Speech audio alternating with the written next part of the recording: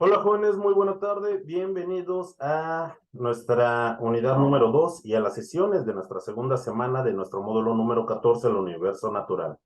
En esta semana que estamos abordando la unidad número 2, la ciencia y el universo, vamos a revisar particularmente lo referente a nuestras actividades integradoras número 3, la ciencia en los fenómenos naturales, y nuestra actividad integradora número 4, la tabla periódica y sus aplicaciones.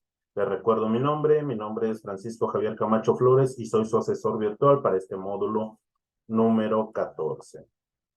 Ahora bien, dentro de esta sesión síncrona, ustedes si tienen alguna duda en particular, por favor, utilicen directamente el audio y en caso de algún detalle técnico pueden escribir también por medio del chat de esta plataforma.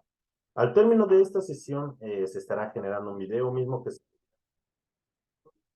aquí pueden escribir sus dudas en la sección de comentarios.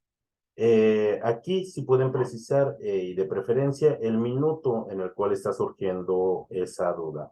Lo importante es que tanto en esta sesión síncrona como en el video que subiré a la plataforma de YouTube, sigamos las normas de comunicación virtual. Recordemos el propósito formativo de nuestro módulo número 14, el universo natural, el cual es reconocer las características del pensamiento científico que va a sustentar a las ciencias experimentales mediante el análisis de la dinámica del universo, el cual les va a permitir a ustedes comprender la estructura de la materia y la interrelación que tiene con la energía. Ya la semana pasada, en nuestra unidad número 1, comprendimos acerca de esa estructura de la materia, de esos modelos atómicos. Además de que conocimos cómo esos átomos forman enlaces por medio de las reacciones químicas y que utilizamos las ecuaciones químicas para representar lo que pasa dentro de esa reacción química. En esta semana vamos a ver qué es esa energía, qué tipos de energía hay, para que podamos comprender esa interrelación que tiene la materia con la energía. Para nuestra actividad integradora número 3, la ciencia en los fenómenos naturales, ¿cuál es el propósito de esta actividad? Vamos a explicar los fenómenos naturales de la vida cotidiana utilizando el método científico y nuestros conocimientos que tengamos sobre reacciones químicas. Para ello, nosotros, ¿qué es lo que vamos a necesitar? Es importante que nosotros conozcamos el método científico, identificar los tipos y fuentes de energía y comprender las reacciones químicas y su clasificación. Además de que vamos a realizar una búsqueda exhaustiva en Internet de fuentes confiables para poder realizar nuestra actividad. ¿Qué es lo que vamos a entregar? Aquí vamos a entregar un documento en un procesador de textos. Vamos a utilizar o subir un documento en Word en el cual vamos a responder a los planteamientos que se nos están generando, también con la estructura que se nos solicita. Para ello es importante que nosotros busquemos 3 diferentes artículos en Internet que hablen acerca de los incendios forestales, que identifiquemos con base en los 3 artículos que nosotros encontremos las principales características de los incendios forestales, que identifiquemos 5 causas de un incendio forestal y 5 consecuencias también de un incendio forestal en nuestro medio ambiente. Además de eso, nosotros vamos a responder a las siguientes preguntas. ¿Qué tipo de reacciones químicas se producen durante un incendio forestal? ¿Y cómo se puede aprovechar la energía de los fenómenos naturales? Es importante que nosotros justifiquemos ambas respuestas a estas interrogantes. Y finalmente nosotros vamos a redactar una conclusión de entre 120 y 150 palabras explicando la importancia del método científico para el estudio de los fenómenos naturales. ¿Cómo vamos a estructurar nuestro documento? Nosotros vamos a crear una portada con nuestros datos personales, nuestro nombre, nuestro grupo, el nombre de nuestro asesor virtual y la fecha de entrega. En función a lo que se nos está solicitando, nosotros vamos a realizar una introducción. Este trabajo va a ser estructurado en forma de ensayo. Nuestra introducción tiene que ser breve, entre 8 y 10 renglones, sobre lo que va a contener nuestro documento. En la parte del desarrollo, nosotros vamos a incluir lo que se nos está solicitando en los puntos 2 y 3, lo cual es las características de un incendio forestal, las 5 causas de un incendio forestal y 5 consecuencias de un incendio forestal en nuestro medio ambiente. Además de que nosotros también vamos a responder a esas 2 preguntas que se nos están planteando. Eso va a ser dentro del desarrollo de nuestro documento. Y finalmente, esa conclusión que nosotros debemos de redactar de 120 y entre 120 y 150 palabras, la vamos a colocar al final de nuestro documento. Una vez que nosotros terminemos nuestro documento, lo vamos a guardar con la siguiente nomenclatura: apellidos, guión bajo, nuestro nombre y la clave de esta actividad, que es M14, S2, A y 3. Una vez que terminemos nosotros nuestro documento, lo vamos a cargar a la plataforma.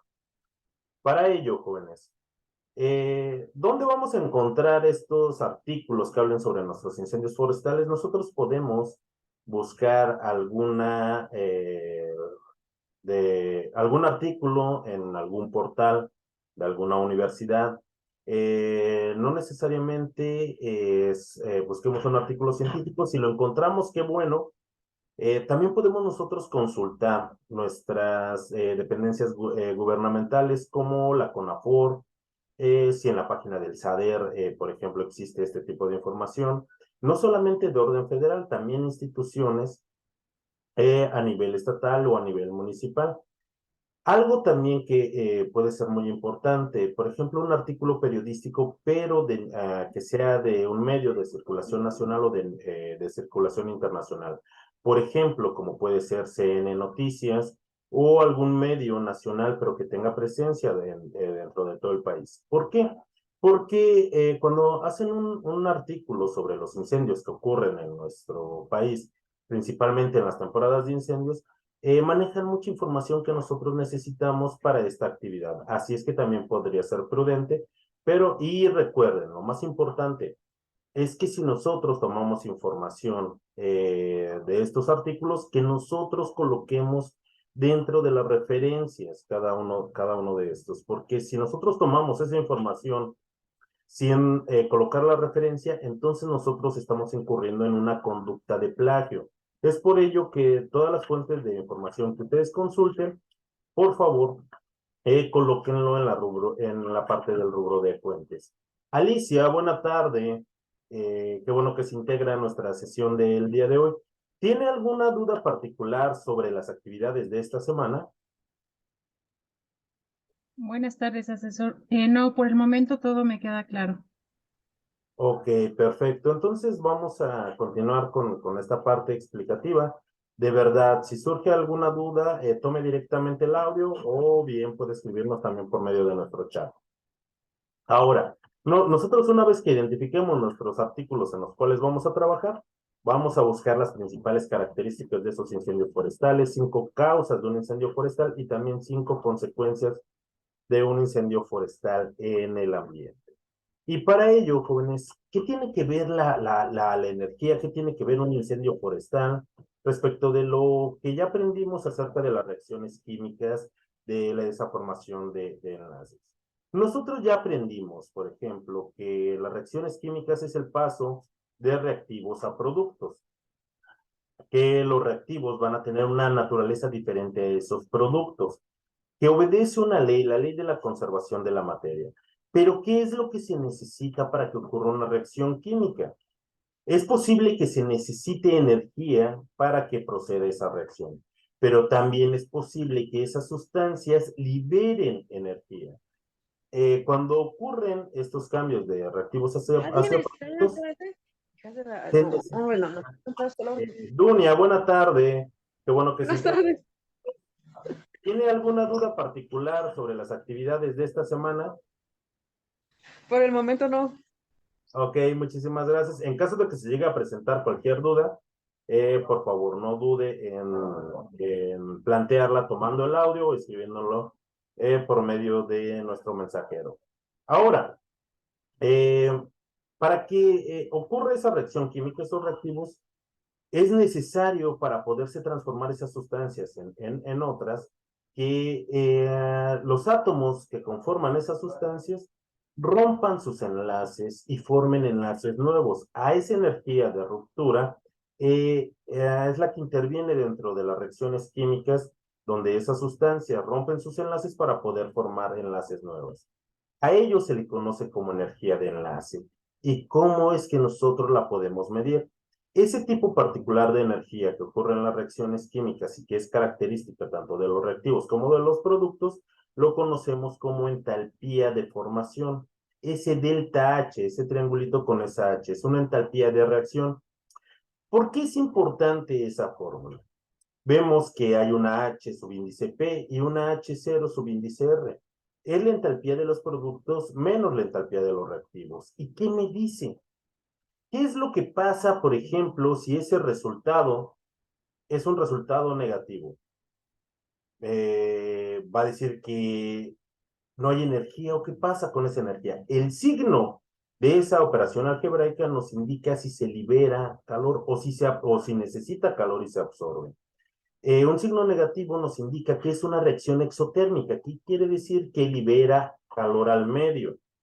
Un signo positivo en esta nos indica que requiere calor para llevarse a cabo esa reacción química. La mayoría de esas entalpías y de esos calores de formación, esa energía de formación, ya se encuentra estudiada, ya se conoce de gran cantidad de sustancias esas entalpías. Entonces nosotros utilizamos esa fórmula para conocer si esa reacción necesita calor para poderse llevar a cabo o si libera calor cuando se está llevando a cabo. Por eso es importante y es una forma de cómo nosotros podemos medir la energía en las reacciones químicas. Ahora bien, ¿qué es lo que ocurre dentro de un incendio? Para que ocurra un incendio necesitamos la formación de fuego y para que exista esa formación de fuego necesitamos 4 elementos. Necesitamos primero un material combustible que sea capaz de arder o sufrir una oxidación muy rápida. Se puede presentar de forma sólida, como la madera o el carbón, puede ser líquido, como el alcohol o la gasolina, o puede estar en estado gaseoso, como el gas que nosotros utilizamos en nuestras estufas para cocinar. Necesitamos otro elemento para que ocurra el fuego y necesitamos la presencia de oxígeno.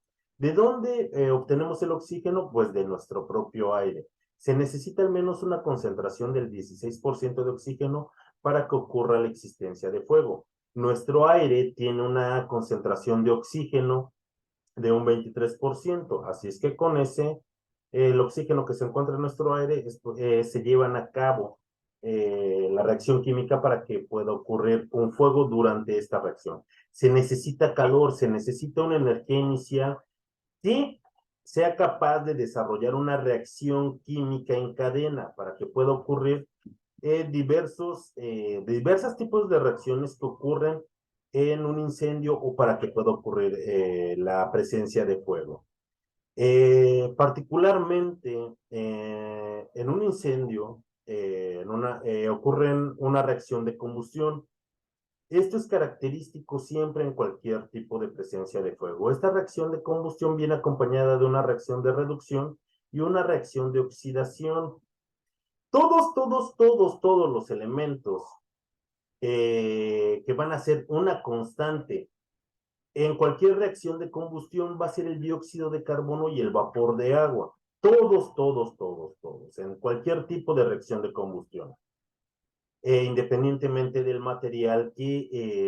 del material combustible que se esté utilizando.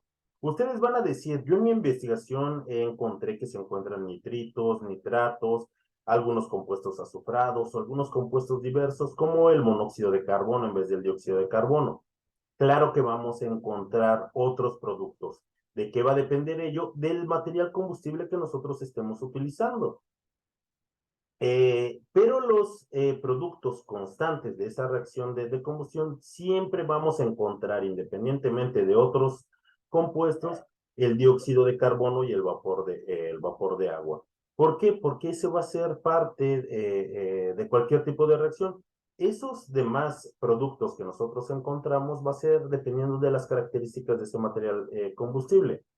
Si bien prácticamente todos los compuestos orgánicos como el papel, la grasa, el cuero, el cabello, los arbustos, la madera, el carbón, la gasolina, el alcohol que nosotros utilizamos para curación, tiene la capacidad de arder. El petróleo y los compuestos derivados poliméricos como los plásticos se pueden quemar. Dentro de sus estructuras cuentan con otros compuestos que al reaccionar también da origen a unos compuestos diversos. Pero como les acabo de mencionar, siempre el dióxido de carbono y el vapor de agua va a ser un producto de una reacción de combustión, donde además participan otro tipo de reacciones, como una reacción de oxidación y una reacción de reducción, que va acompañado con este tipo de reacción química en cadena. Nosotros conocemos el fuego. ¿Y qué nos proporciona el fuego? Nos proporciona luz, nos proporciona calor. Eso es muy cierto. Y esos son unos tipos de energía que se pueden manifestar. ¿Qué es la energía? El concepto físico de energía nos indica que es la capacidad de un cuerpo para generar un cambio en otro cuerpo. Es un término bastante abstracto, si nos detenemos un poco, pero no así las manifestaciones de la energía. Así como nosotros podemos ver la luz o el calor, nosotros conocemos otras manifestaciones de energía. Por ejemplo, el sonido, que es una perturbación mediante ondas sonoras que viajan por un medio. Escuchamos música, escuchamos ruido, ustedes me escuchan hablar en este momento y también es otro tipo de energía. Ustedes pueden desplazarse en camión, en vehículo o en bicicleta y esa es parte de esa energía cinética que está asociada a la energía mecánica. Y todos esos tipos de energía dependen de la energía potencial que pueda desarrollar o almacenar un cuerpo. Porque hablamos de energía potencial, esta energía potencial depende de la energía gravitacional, de esa fuerza que nos hace permanecer en la superficie de nuestro planeta. Gracias a ello podemos desarrollar esa energía mecánica, energía cinética y esa energía potencial que puede almacenar un cuerpo.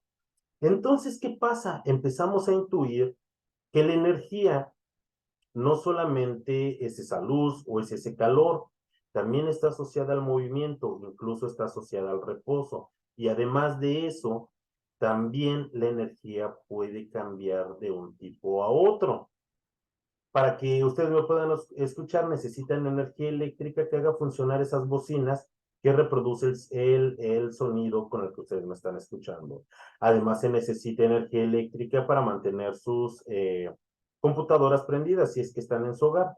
Si me están viendo ahorita en el celular, tal vez se encuentren en el trabajo, en el parque o en el transporte, ¿de dónde viene esa energía?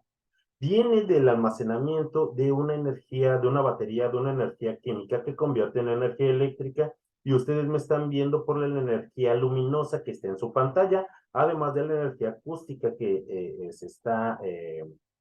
por la cual ustedes me están escuchando. Para que funcione una bocina nosotros necesitamos pequeños imanes y esa es energía magnética, aunque todavía los científicos no saben precisamente qué es la energía magnética, eso no ha sido un obstáculo para poderla utilizar.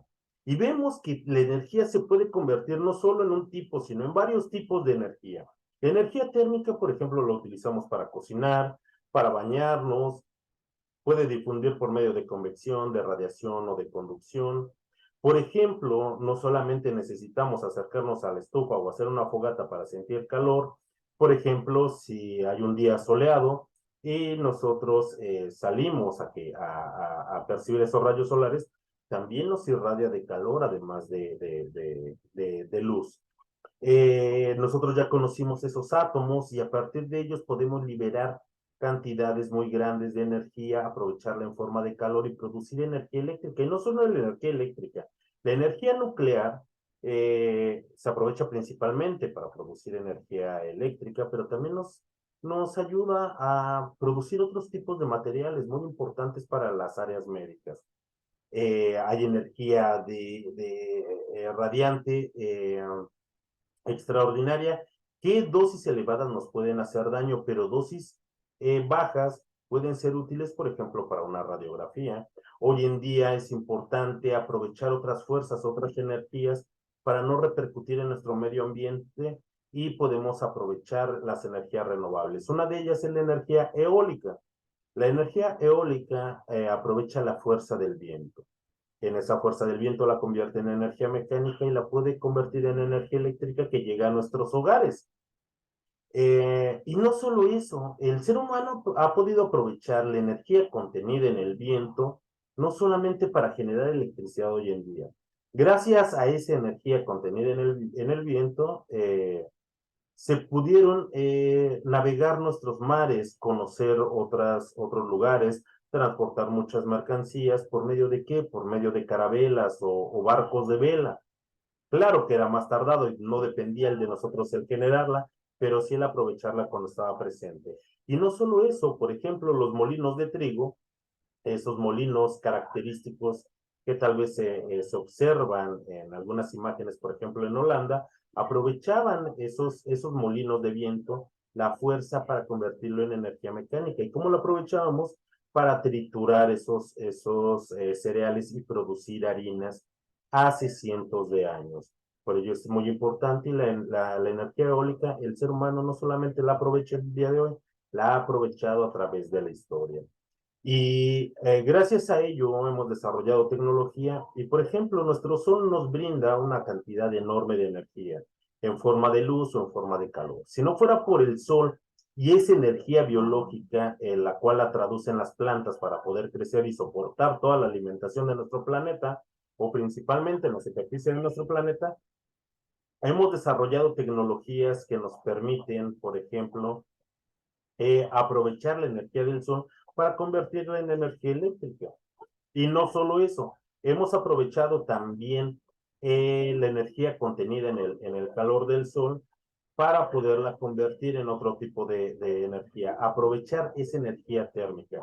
Podemos nosotros convertir la electricidad a partir de la luz en equipos que se llaman paneles electrovoltaicos o fotovoltaicos, y podemos aprovechar el calor que emite nuestro sol por medio de equipos que se llaman equipos termosolares. Tal vez ustedes tengan un boiler solar o un calefactor solar en sus hogares o los hayan visto en las azoteas de algunos de sus vecinos posiblemente.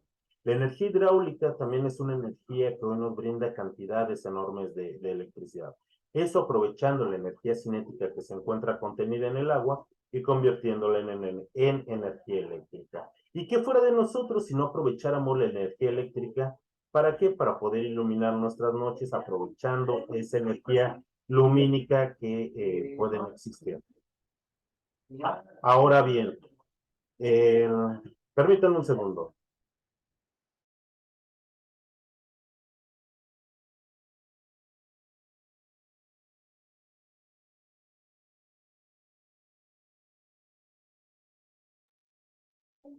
Gracias.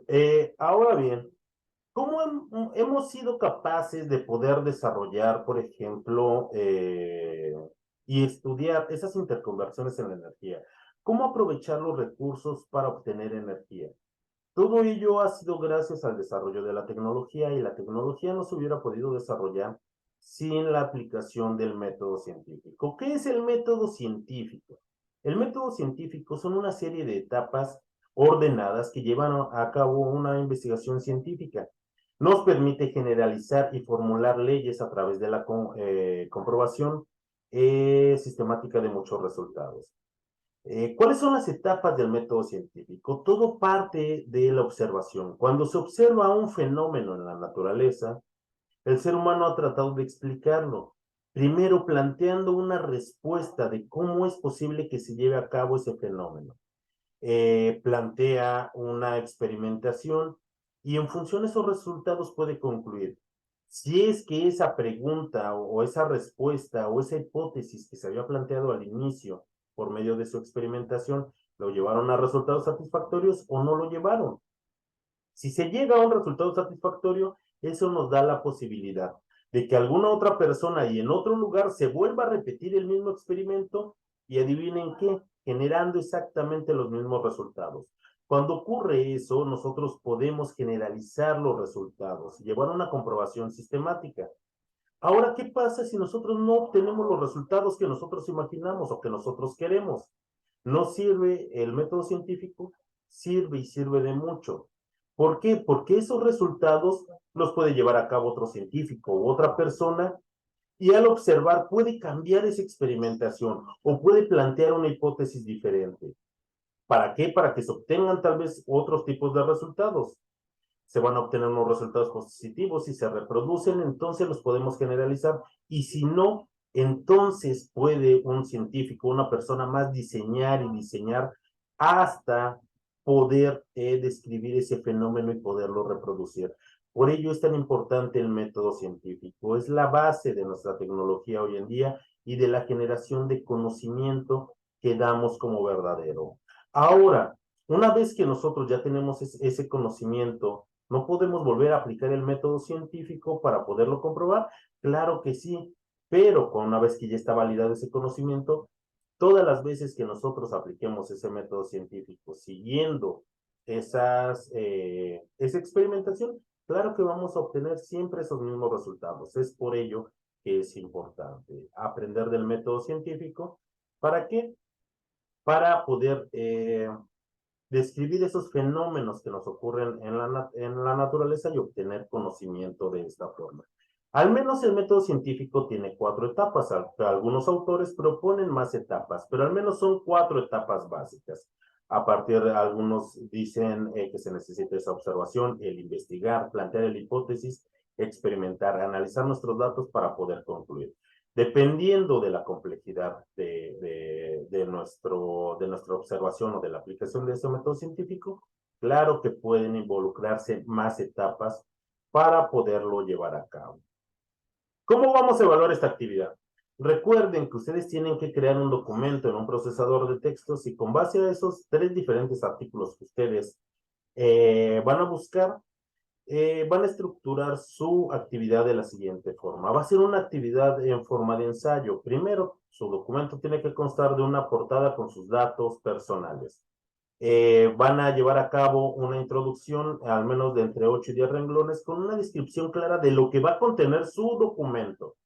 En la parte del desarrollo van a identificar las características de los incendios forestales, van a identificar 5 causas y 5 consecuencias de un incendio forestal, y también van a responder de forma clara y justificando las 2 preguntas que se nos están realizando. Finalmente, en la conclusión, nosotros vamos a redactar una conclusión de entre 120 a 150 palabras, donde vamos a explicar la importancia del método científico para el estudio de los fenómenos naturales. Hasta aquí, ¿alguna duda? Dunia, Alicia, ¿tienen alguna duda de nuestras actividades, de nuestra actividad integradora número 3?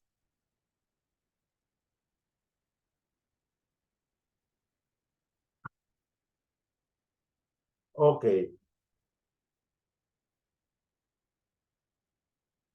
claro que sí. Al menos tienen que ser 5 causas y 5 consecuencias de un incendio forestal. Al menos 5 para poder cumplir con lo que nuestra actividad nos está solicitando. Yo puedo poner 6, 7, 8, 9 y 10. Claro que sí. Lo importante es que al menos cumplamos con 5. Si no hay alguna otra duda acerca de nuestra actividad número 3, ¿qué es lo que se nos solicita en nuestra actividad integradora número 4? La tabla periódica y sus aplicaciones. ¿Cuál es el propósito de esta actividad? Nosotros vamos a comprender la estructura de la tabla periódica y las implicaciones que tiene la formación de compuestos orgánicos e inorgánicos. Para esto, y es muy importante, vamos a imaginar que Margarita es una de nuestras compañeras de prepa en línea y no puede ver los videos que están en nuestra plataforma de nuestra semana número 2 y nos pide nuestra ayuda. Nos pide que si por favor le podemos explicar qué es la tabla periódica. Para nosotros poderle explicar a Margarita qué es la tabla periódica, nosotros vamos a realizar una presentación en PowerPoint y para ello nosotros vamos a necesitar conocer la estructura de la tabla periódica, comprender la nomenclatura química y su clasificación, comprender la formación tanto de compuestos orgánicos como inorgánicos que están presentes o que se pueden formar con los elementos de la tabla periódica y conocer los elementos que se unen para formar la vida. ¿Qué es lo que vamos a integrar? ¿Qué es lo que vamos a entregar? Una presentación en PowerPoint muy importante con audio. Lo más importante, como nuestra actividad integradora número 1, es que nosotros sea explicada con nuestra propia voz. ¿A quién se lo vamos a explicar? Se lo vamos a explicar a Margarita. En PowerPoint existe la opción de insertar audio. Yo sé que no todos tienen la misma versión en PowerPoint con este tipo de aplicaciones. Algunas aplicaciones no contienen esta parte, esta aplicación para poder insertar audio. Así es que no lo dice nuestra actividad, pero una forma de cómo podemos nosotros solventar esta actividad es, por ejemplo, haciendo un video como nuestra actividad integradora número 1. Recuerden, nos pide una presentación en PowerPoint integrando audio, pero en caso de que no tengamos esta versión en PowerPoint, bien, nosotros podemos hacer nuestra presentación y hacer una grabación de pantalla. Con esto podemos generar un audio. Ahora, si genero un audio, no puedo subirlo a la plataforma porque tal vez es muy pesado. Incluso si yo hago mi presentación en PowerPoint y pongo muchas imágenes o mucho audio, no me va a ser posible subirlo a la plataforma. Solamente soporta, creo que hasta 22 megas. No se preocupen. ¿Qué fue lo que hicimos en nuestra actividad integradora número 1? Yo lo subí a la nube y le compartí a mi asesor virtual la liga de donde se encontraba ese documento. Podemos hacer exactamente lo mismo. Recuerden que me tienen que proporcionar todos los accesos para que yo pueda observar esa presentación. Y con ello nosotros podemos solventar esta parte técnica de esta actividad. Para nosotros ayudar a Margarita, vamos a hacer una presentación en PowerPoint y le vamos a insertar audio. En ella vamos a explicar la estructura de la tabla periódica y su función. Para ello, en nuestra diapositiva número 1, nosotros vamos a integrar nuestros datos de identificación como nuestro nombre, nuestro grupo, nombre de nuestro asesor virtual y la fecha de entrega. Eso es en nuestra diapositiva número 1. Nosotros nos vamos a presentar con Margarita con nuestros datos de identificación. En nuestra diapositiva número 2, nosotros vamos a integrar una imagen de la tabla periódica y le vamos a explicar a Margarita cómo es que esa tabla periódica está dividida por familias. En la diapositiva número 3, nosotros vamos a integrar una imagen de la tabla periódica y le vamos a explicar cómo es que está dividida por periodos. Para la diapositiva número 4 vamos a integrar también una imagen de la tabla periódica. Esta imagen puede ser la misma o ustedes pueden utilizar una diferente para cada diapositiva. Le vamos a explicar en la diapositiva 4 cómo es que están clasificados los elementos de acuerdo a su número atómico.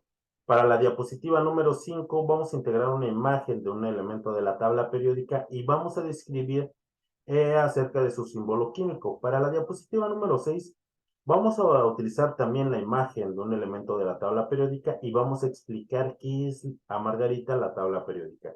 En la diapositiva número 7 nosotros vamos a responder a la pregunta ¿por qué es importante la clasificación de compuestos orgánicos e inorgánicos?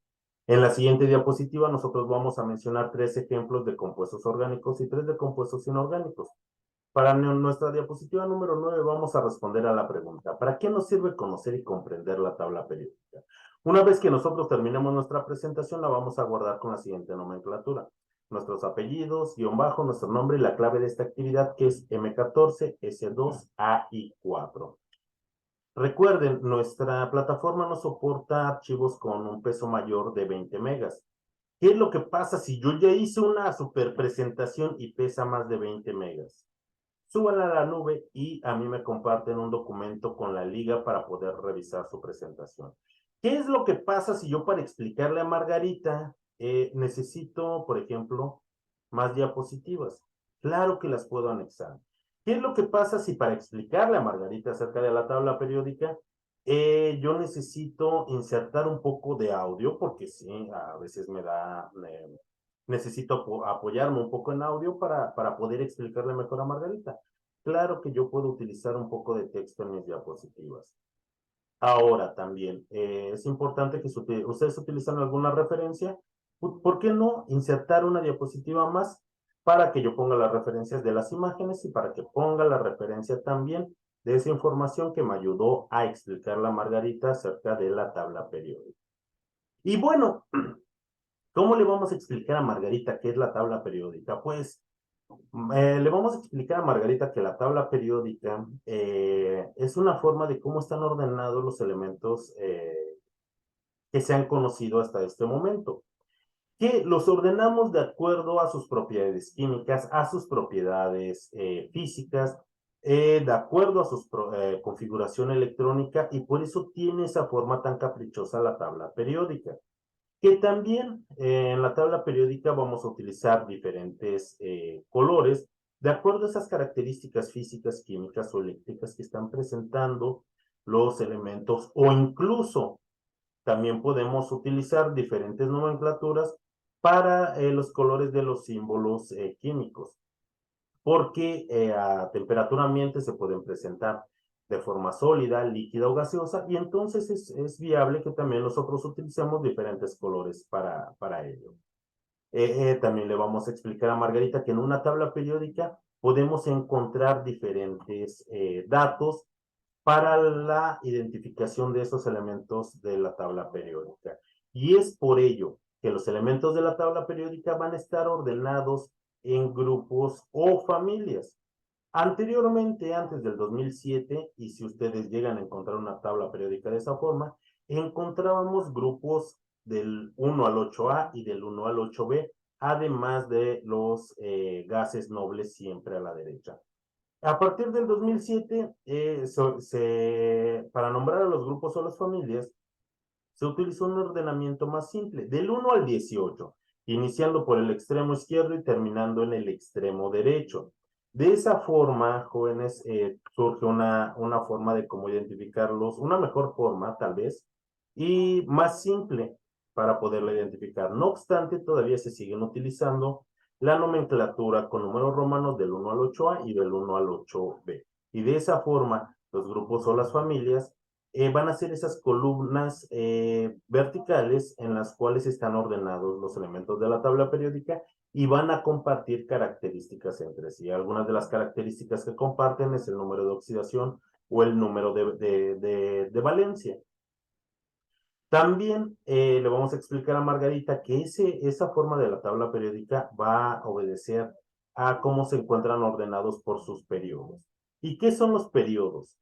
Los periodos es una característica que tienen esos elementos de la tabla periódica de acuerdo a su configuración electrónica, de acuerdo a los números de electrones que tienen en su último nivel de enlace, tanto a la cantidad como a otras características que se conocen como números cuánticos. De esta forma, nosotros podemos identificar a los periodos primero del número 1 al número 7, iniciando de la parte superior a la parte inferior el 7, y que todas esas filas corresponden a elementos que cuentan con una configuración electrónica semejante y que tienden a ordenarse de acuerdo al gas noble que está en el extremo derecho. De esa forma, las filas horizontales las vamos a conocer como periodos. ¿Y qué es el número atómico? Aquí recordemos un poco y le vamos a explicar a Margarita que nosotros ya conocemos esos modelos atómicos. Los modelos atómicos nos dicen que en el núcleo del átomo se encuentran unas partículas llamadas protones y unas partículas llamadas neutrones. De acuerdo al número de neutrones que tengan los átomos de ese elemento, se va a ordenar su número atómico. Ese número atómico corresponde al número de protones en el núcleo. Y además también indirectamente nos va a decir cuántos electrones, con cuántos electrones consta ese elemento. Debido a que los elementos constan de igual número de átomos, perdón, de igual número de protones que de electrones, pero el número atómico nos va a indicar el número de protones que tiene en el núcleo. El símbolo químico. Todos los símbolos en la tabla periódica son diferentes. Algunos constan de una sola letra, la cual siempre va a ser mayúscula, y algunos elementos constan de dos letras, la cual la primera siempre va a ser mayúscula y la siguiente va a ser minúscula. Y que independientemente del idioma en el cual se encuentre esa tabla periódica, los símbolos químicos nunca van a cambiar. Si nosotros tenemos una tabla periódica rusa o japonesa, va a estar en ese idioma, pero los símbolos químicos son universales.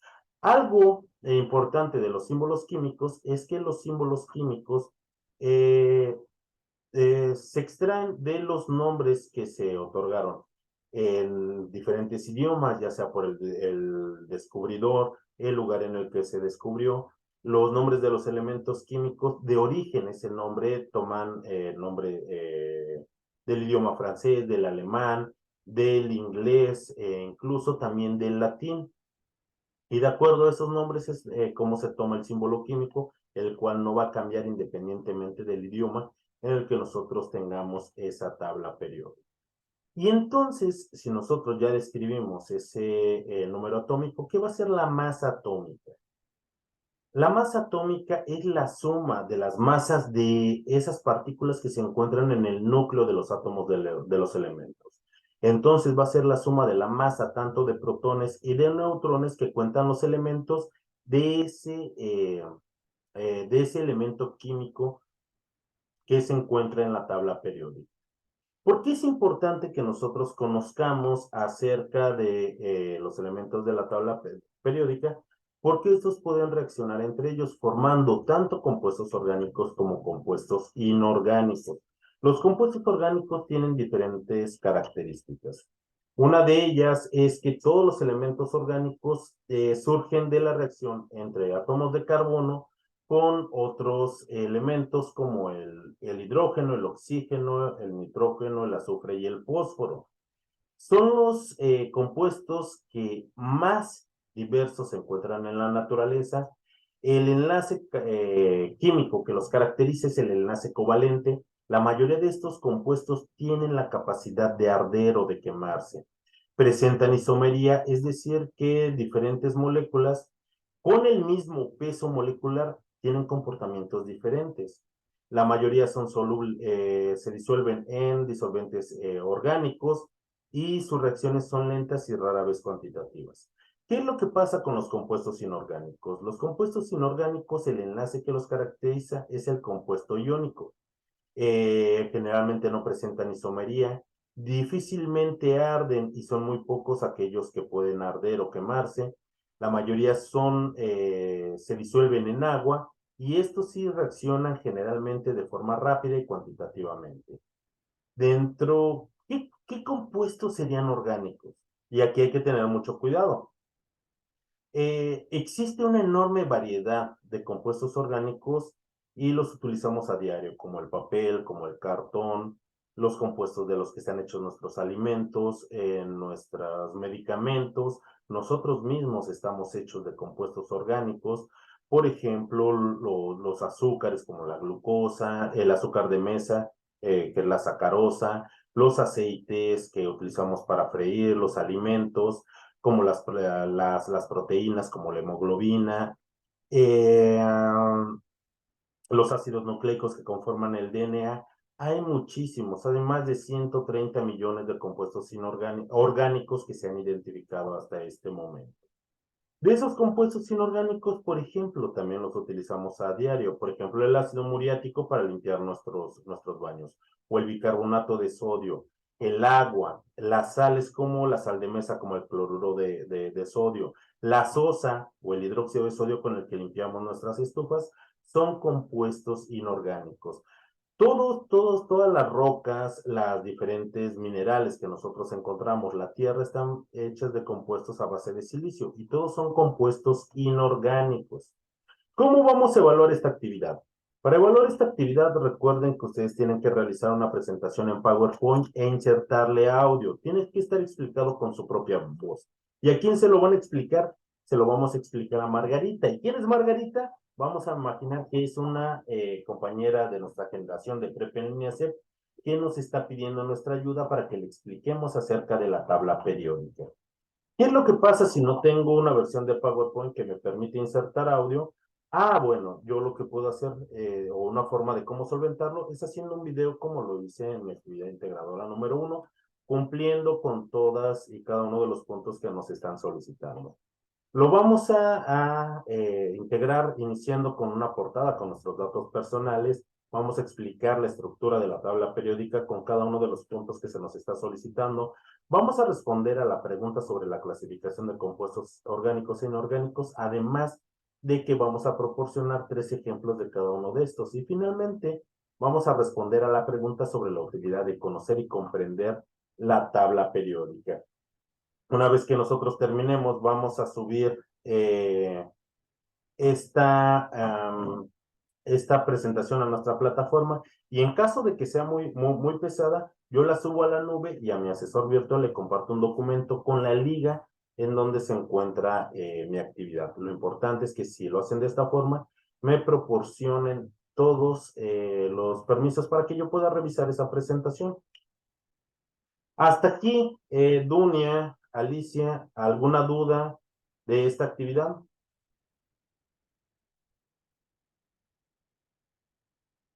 Si no existe alguna duda, adelante, Dunia, dígame.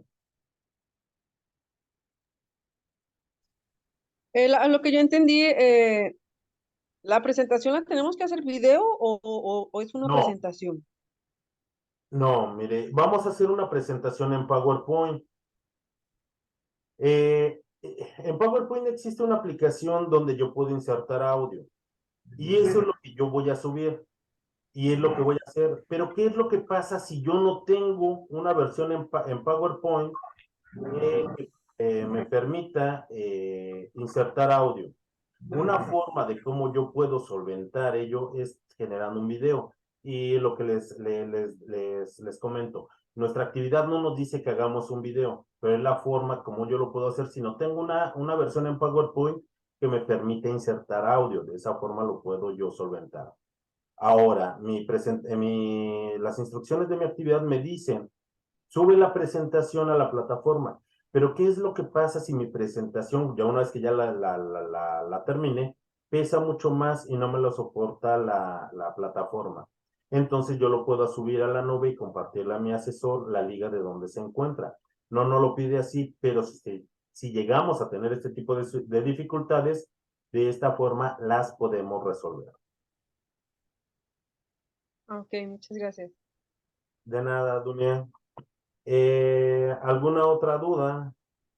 Si llegan a presentar alguna duda, háganmela saber por medio del mensajero principalmente. También recuerden realizar sus ejercicios de práctica y su actividad formativa número 3 y número 4. Les compartí algunos recursos que les pueden ayudar a realizar las actividades de esta semana, pero recuerden que lo más importante es que nosotros revisemos los recursos que nos brinda Prepa en línea C. Para mí ha sido un gusto integrarme con ustedes dentro de esta sesión y si se llega a presentar cualquier otra duda, de verdad, escríbanme un mensaje por medio de nuestro mensajero. Si tienen alguna duda también, los invito a que el próximo viernes a las 6:20 hora de la Ciudad de México, nos veamos por medio de nuestra segunda sesión de esta semana. Ha sido un gusto para mí estar con ustedes y les deseo una muy bonita tarde. Hasta luego, Alicia. Hasta luego, Dunia.